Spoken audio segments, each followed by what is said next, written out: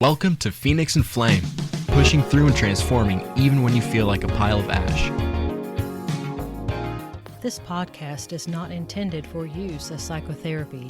If you feel you are in crisis, please call 911 or contact your local crisis hotline.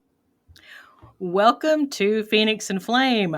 I'm Dana, and we have a very funny and resilient guest with us today. Deanna Moffitt is her name, and to give you a little bit of information about Deanna, as an adoptee, Deanna was raised in a chaotic home with an abusive sibling. Now, as most people do, she created a story about who she was because of that upbringing. Her two core stories were I am alone and I am a burden. Now, these stories made her incredibly self-sufficient and often put her in leadership positions. Her journey took a significant turn when, at age 36, she left her role as a senior project manager in the corporate world and moved to Chicago, where she performed improv comedy for 11 years. Deanna, I'm so excited to have you on Phoenix and Flame. At the tender age of 36, I started that. Could you believe it? Oh my God. Now everything I've said so far, I already have comments and questions for you, and I want to hear more of your story. But there's a little bit more information here that I think is going to be very helpful for my listeners, is that you learn the value of being fully present, listening deeply, and the power of yes and, which we are going to be, I've got that bolded on my notes. We are going to be getting back to so much stuff here. I have here that, you moved to Los Angeles and then you took a deep dive into coaching and leadership development and understanding the power of our stories. And I really want to emphasize at some point, we're going to make plenty of time here, because you say people tell stories about themselves that shape their lives and rarely go back to do an edit or a rewrite. And that's why you wrote your book, which we'll have plenty of time to get into, because your book is called The Rewrite: Change Your Life One Story at a Time. As a psychotherapist, I'm so excited to hear all about this. Deanna, fill us in. Oh my gosh, just jump in wherever you want, and let's just kind of go from there. Oh, I love it, Dana. Can I just start? I already love your energy. You just have such a great energy on this call. So excited to be here with you. Yeah, like a lot of us, we have a growing up that we don't have any control over, right?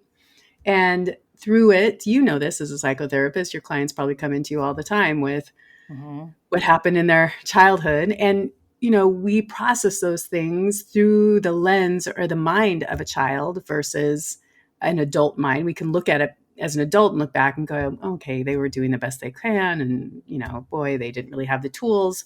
But as a child, you don't know that. And you make everything about yourself. And so I think that's where our core wound stories are created. These stories that we create, like I said, I'm alone or I'm a burden.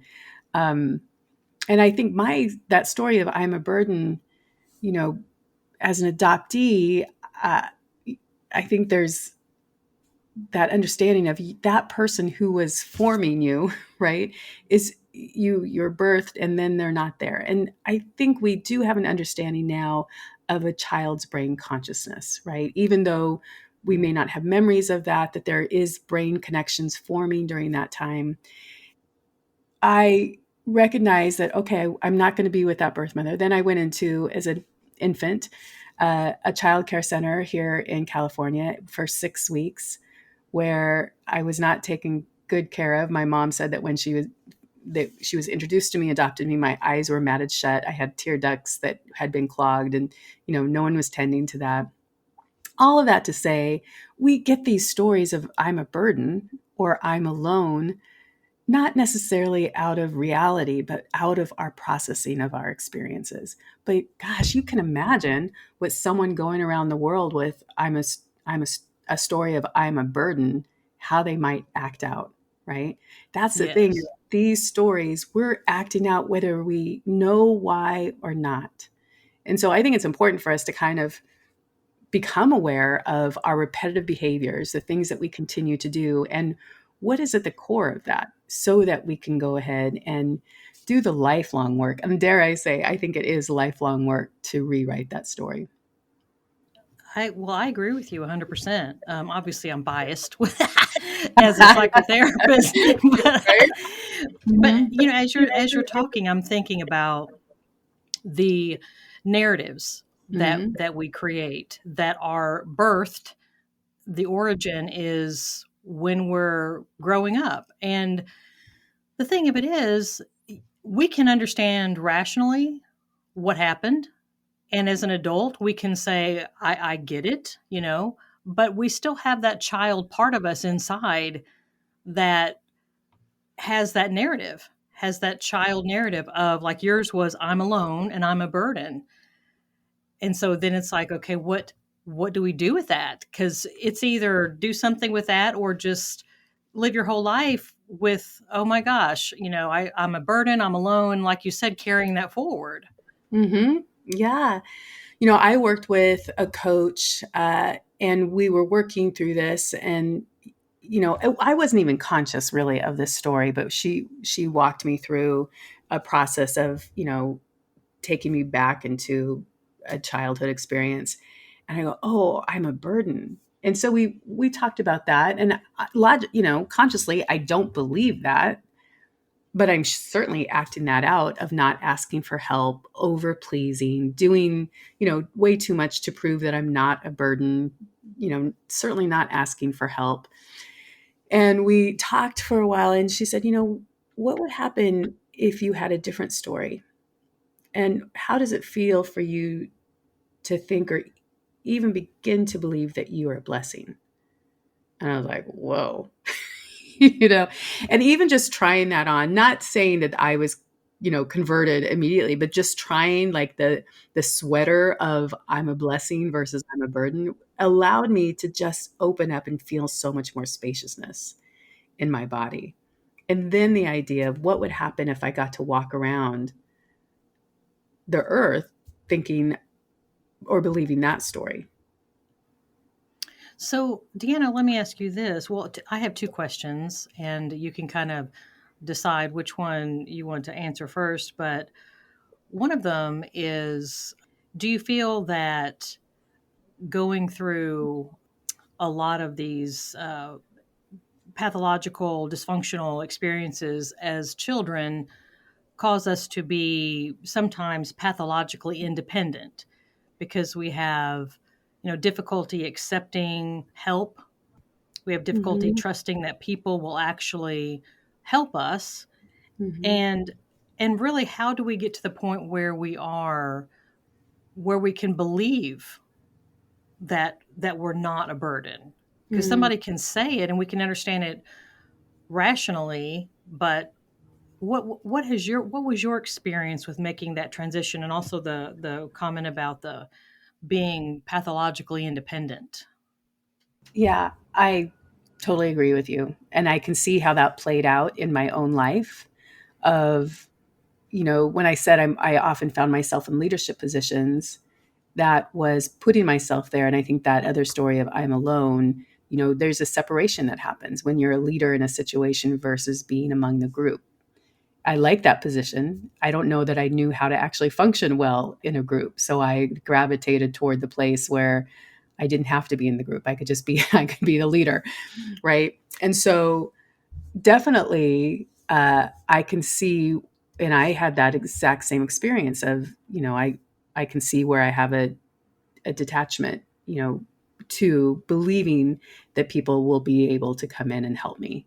And honestly, I kind of, for me personally, I just really started to take a look at my life and say, I'm not really liking the result I'm getting here. I don't really like what's happening here. I would like to try something different. I want to do something different. And when I said that this whole rewriting of the story, I really do think for a lot of us, it is a lifetime experience. I can still say today that there's aspects of my life where this continues to show up, where it's difficult to ask for help, or not believing that it will show up. And so I'm constantly in the practice of acting in new and different ways, knowing that I have to get different data, right? So that I can prove a different story. And so when I'm not asking for help, that just affirms the story of I'm a burden or I'm alone, because I'm not asking for help. And so no one's showing up. And so I actually have to consciously practice a different way of behaving so I can get different results that will help me support a new and different story. I really like that. What I'm hearing you say is trying new things, being willing to be vulnerable and to trust someone that we don't naturally want to trust because our past taught us that we can't really trust people. We can't really rely on other people. And so to be vulnerable so that, to use your phrasing, which I loved, was to collect new data, to get that new information, because we can't create a new story unless we have that new data to be able to do it with. Yeah, we can certainly try it on, but if I don't see outcome of this different story, right? I'm just going to go back to what feels normal and comfortable for me, which is this much smaller limiting story that I've been telling myself. Hmm. Well, if let's go back for just a moment, just from listeners out there that possibly experienced what you described experiencing, being an adoptee and then being in a situation where it was difficult. You had, Mhm. like you said, an abusive sibling, the home was chaotic, and this kind of thing. If we have some listeners out there who went through that, or maybe they know someone who went through that or something, what words would you have for them, in terms of relating and what that situation was like and how you were able to be resilient to move forward from Mm. that? I think for me, uh, I felt like I was very much an observer of my life as a young person and not a full participant. And I don't know if that was the detachment part, but I very much could look at my family and think, oh, I don't want to recreate this. Like I'm involved in this and I'm watching this, but I don't want to recreate this. And that was one of the reasons why I actually wrote the rewrite for people who might be in a situation where they know they want something different and they don't know how. It is certainly kind of a primer of, the idea of being aware, the idea of, listening to your thoughts, not necessarily attaching to your thoughts, but at least listening to them and questioning them. And part of it was because at an early age, I think I was 12 years old, I was a voracious reader, and my mom was and dad were going through a divorce, and my mom had the book The Power of Positive Thinking. Now, we were not religious at all, but I read that book, and I had to navigate around a lot of the things in the book, that I didn't necessarily understand or believe in at the time.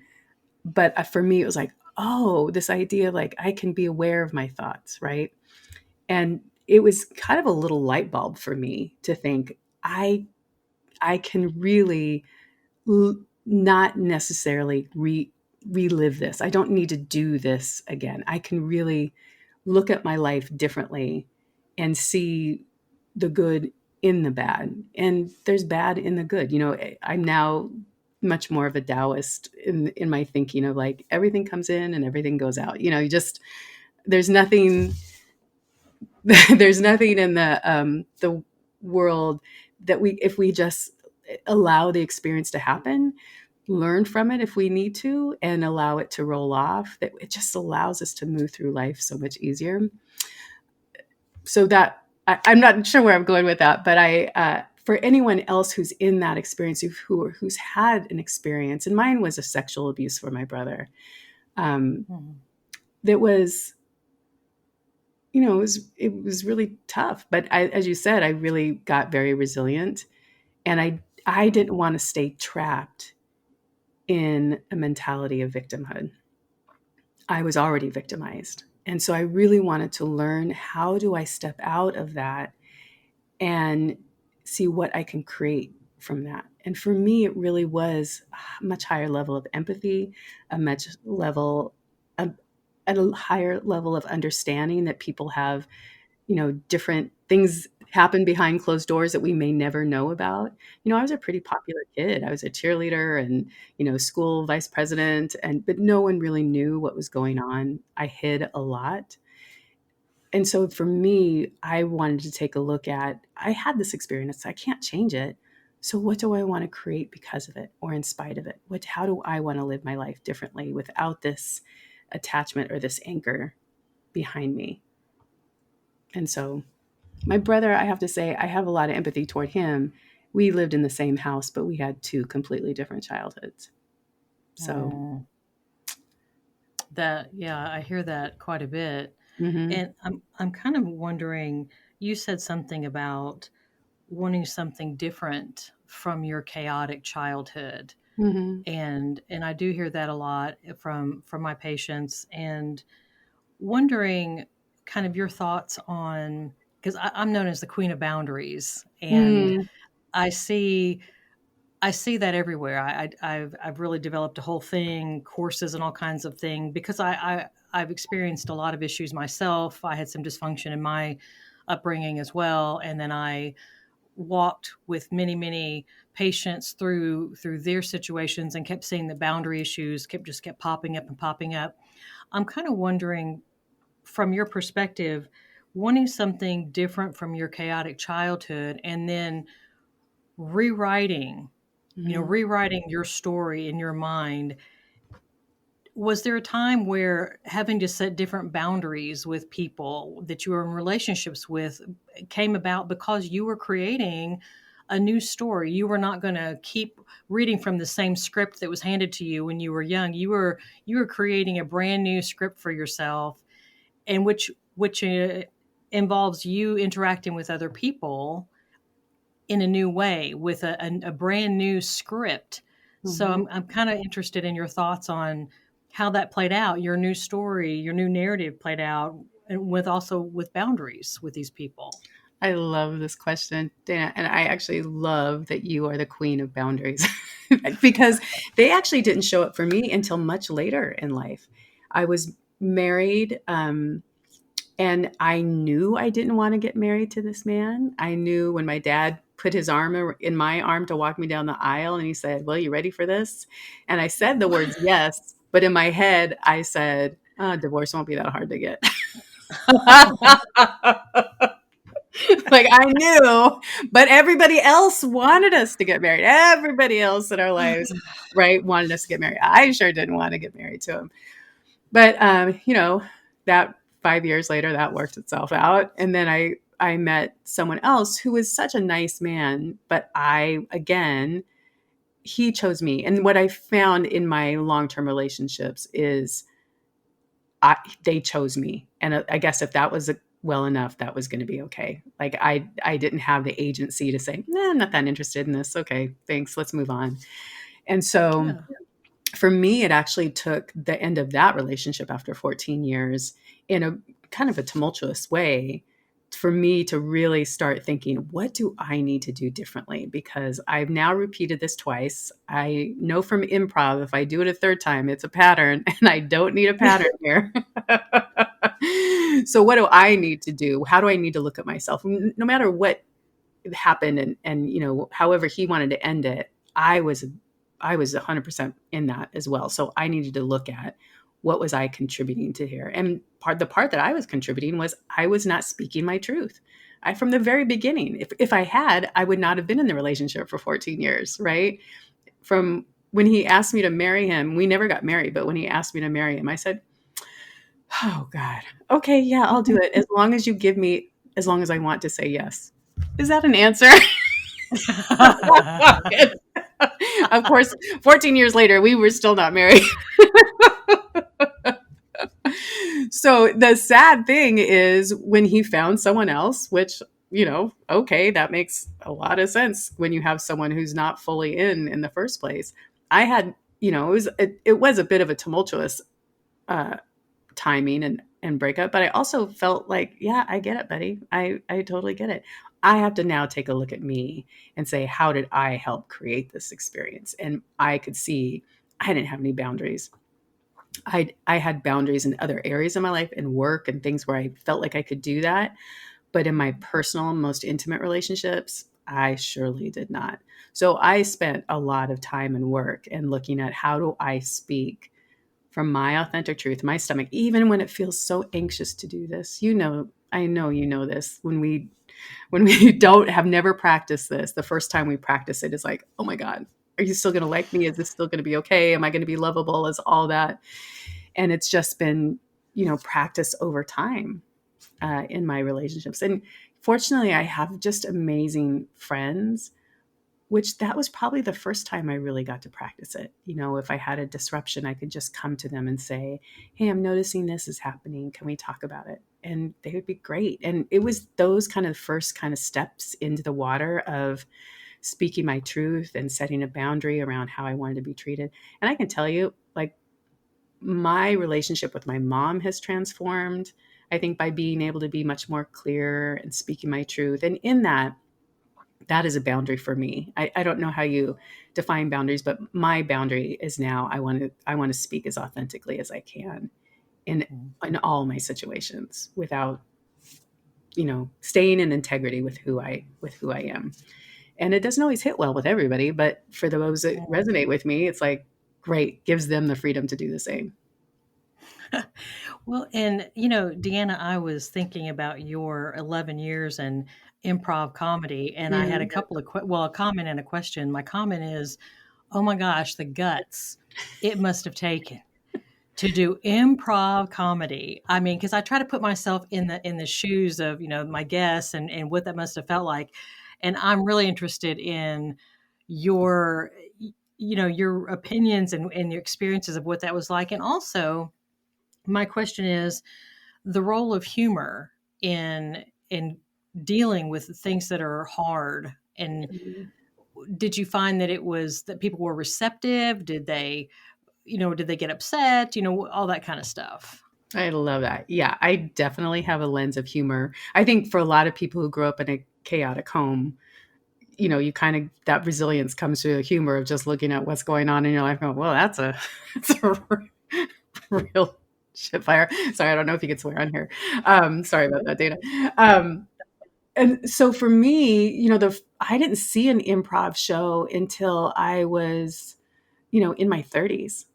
And I never saw it in college. I didn't know what it was. And someone had told me, Deanna, I think you should go do this. I think you'd be great at this. I was a project manager at the time. And one of the guys who was on my teams had seen some improv in Portland, Oregon. And the first time I saw a show, I was like, oh, I am immediately doing this. Because to me, they just look like grown adults playing like kids. And I used to do that kind of stuff all the time. I'd play Broadway singer on the lawn of my neighbors or play teacher for hours. And so for me, I was like, oh, this feels like it's in my wheelhouse. And I immediately loved it, even though I was really terrible in the beginning. And so, you think you could just go up there and be funny, but there are just some frameworks and rules around once it allows you some freedom to play in that. But I loved it immediately. And I have to tell you, Dana, I just want you to know, you've been improvising this whole conversation. You're improvising all the time. All of us are. Good point. None of us have a script how this conversation is going to go. And I think we forget just how creative we are as humans, that we think creativity is, artistry or, you're painting or sculpting, but you are creating amazing conversations every time you sit down with someone, which is a completely improvisational act, because none of us have scripts in this life. And I love that because that really dovetails right into rewriting your story. Because if you Mhm. think about the role of improv, that we are all improvising, there is no really set, we're just kind of winging it. All of us are. Let's be perfectly blunt about that. You know, Totally. we're trying to do the best that we can, but we're all just kind of winging this. We don't really know. We're trying, but we're improvising. And so if that's the case, if we're in fact improvising, then why can't we be creative and rewrite some shit? You know what I'm Yeah. saying? That's totally right, right? Because so often, as you think, like we are handed down these stories. Catherine Woodward Thomas always says, we create our stories in relationship to other people. So we have to rewrite our stories in relationship with other people, right? So we don't come out of this world necessarily with a story without anyone else's impact, right? My impact, if I'm a burden, I had a mother who was not there once she gave adoption. I'm in a care home who obviously aren't caring for me. Then I go into a chaotic home where I'm watching and observing all these things going on. And all of these experiences through my child's mind, I'm interpreting and creating stories. And so it's really important, I think, for us to be in relationships with a good therapist, with a good coach, with good friends, with family we can share our experiences with and help us recreate our stories. I don't know if we can do it alone. I think we have to have people beside us helping us along the way. Yeah, I would agree. It's so much easier that way, and sometimes we can't really get out of our own narrative without someone Mhm. else kind of providing a different point of view. Yeah. And you bring out something really important is that those original stories were created from a child's point of view. Yeah. And so that child only has a very finite understanding of the whole scenario. And so when we as adults get to go back and kind of challenge that and give grace to our child self and Yeah. say, honey, I understand why you thought that. I understand why you interpreted it that way. That makes perfect sense. But I want to add a few other pieces that maybe you weren't aware of because you were just a little thing. But I'm an adult now, so I let me add a few other pieces to the story here and let's create let's do something together. My child, my child's self and myself, let's create a new story. And I think that's what you're doing, this Yeah. rewrite. Yeah, that's beautiful. And I didn't go too deep into the core wound stories. I broke the book into kind of three different sections, and I talk about the core wounded stories. And I'm a coach, so along the way, there's questions that I invite people if they're ready to take on. And then I talk about our present day stories, those emotional experiences that get us hooked. That we're screaming in the freeway, or we're arguing with a complete stranger in the grocery store. We don't understand why, right? But it's those experiences. Our body is flooded, and we have emotions, and we're supporting those emotions with our thoughts. That whole cycle. And then I talk about our future stories and the stories that oftentimes people either have no story, they're just adrift a bit, or they have catastrophic stories. But what happens when we create a story of our future or a relationship with our future self that is, you know, almost pulls us into a future that we want to be living? I think that relationship with our future self can be really powerful. Yeah, that's amazing. Now, I've got a question I wanted to ask you. Said, in your experience, what are some common misconceptions people have about rewriting their beliefs and narratives? I think once they learn they have some old, outdated stories, the first one is they think they should be able to rewrite it immediately. Like, oh, I don't want this story. I should be able to just flip the switch. And I think people don't realize, oh, we've been telling this story for as long as you've been alive or longer, right? It's ingrained. Our brain really has this one on lockdown. So, we have to first identify what's the new story we want to be and creating that. Like, what is, like, I'm a blessing, right? But part of it is uncoupling those connections in our brain to begin a new connection. And so that is not something that happens overnight. I think I give an analogy where I think people think that change happens like we're helicopters and we just flip a switch and we're off, we're up in the air and then we're going to start flying. But my friends, we are 787 Dreamliners with a full belly of luggage and full passenger list. And we're going to take 3 miles to get off the ground. And it just takes an understanding. And so I think some compassion is really required, some self-compassion to ourselves. And just as you were talking to that small inner child of all of us, of like just some compassion and grace as we begin kind of uncoupling and what I like to call unfolding into this more truer, fuller version of ourselves. I think also people think for some reason carry some sort of shame around having these stories. And the truth of the matter is, I mean, I think most of us have them at some level.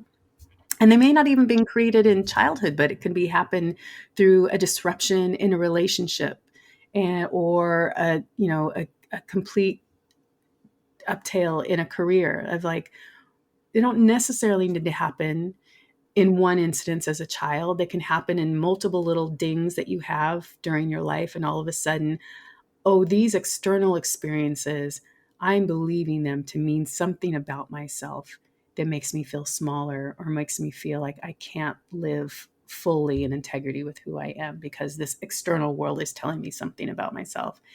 And, we've got to really challenge those thoughts. I think the world wants to keep us small. I think the external world wants to keep us in a place of compliance. And I say that in a big generic world. I'm not saying anything in particular, but it's a little bit of an opening to a more truthful voice that I think is really internal. But there is an external voice that can sit on top of that, right? That isn't necessarily yours, but it is the experiences, the world, the things that you've gone through that are carrying a voice that isn't yours. I come from an understanding in a place that your internal voice speaks in love.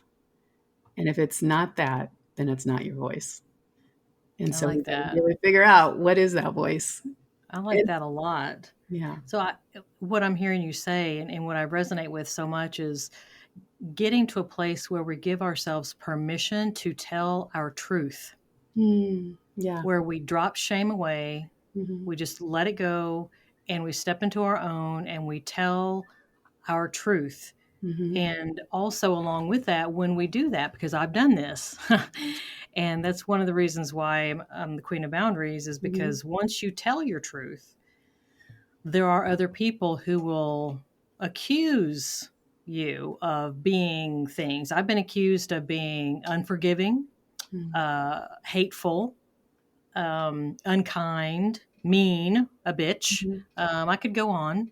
And so I had to get to a point, like you said a few moments ago, kind of challenging those accusations and kind of sitting with those and asking myself, am I, in fact, unforgiving?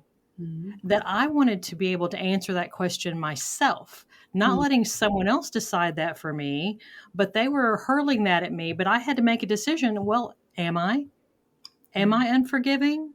Am I mean? I have to be honest. I can be a bitch sometimes. That's totally true. So Great awareness. I had to give him that one. I gave him that one.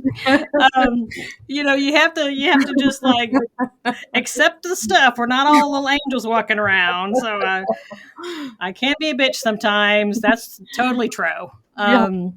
But the other stuff about, am I this mean, hateful, unforgiving, unkind person? And I just kind of sat with that for a while. And then I decided, no, in fact, I'm not, because those characteristics, those accusations actually only came out in a relationship with one person. And when I asked myself, did I see those characteristics being manifested in my other relationships in my life? The answer was no. Yeah. So if I was all those things, then I would see those characteristics in virtually every relationship in my life. And it was not. It was only with one person. And then when I set those boundaries, all those accusations got hurled at me. So I love the way that you're really encouraging people to drop shame away and step into their truth and ask themselves, have that loving, graceful, and gracious inner part say, okay, what are we? Yeah. Daniel, and when you said that, what came up for me was you were actively looking for more true and full data because you were getting one data point that was telling you you're all this, right? That you're angry, hateful, you're a bitch, and all this stuff. And when that comes from a place of someone we think is on our side or we think we love or they love us, we can put more importance on that. But I loved, my friend, that you stepped away from that and you looked at the whole field of possibilities of data that are out there and realized, oh, no, that's just one point. Oh, no, I can see all these other places where this isn't true. And I have completely different relationships with these people. What if I paid more importance to that data set? Is that more true for me? And I think sometimes we can't see the whole field of possibilities of data, and we start focusing on one data point and think that that is true because it's coming from someone we think loves us, we think we should be listening to, when in reality, if we look with our coworkers, we look with our friends, we look with even strangers, they're not having that interaction with us. So what is happening here? Exactly. So, Deanna, I'm just loving everything that you're sharing, and I want to make sure that my listeners have a means to get access to you if they're wanting more help rewriting their story. They feel like, oh my gosh, I love everything that she's saying, and I want to be able to do that, but I'm not really sure what the next steps are. What I have is deannamoffitt.com. Is that where you would like for them to go? That is correct. And they can go right on top of there. There's a little yellow button. If they want to you can just have a free 30-minute conversation with me and we can just, I don't have discovery calls. I like to do coaching. So if someone wants to come in and have a free little coaching call, I'm happy to have a call with that. It's a lot of double letters, Dana. Two N's, two F's, two T's. You'll find me. Yeah. And guys, I will have this on the show notes. So don't worry, it's going to be all in there. But yeah, it's DeannaMoffitt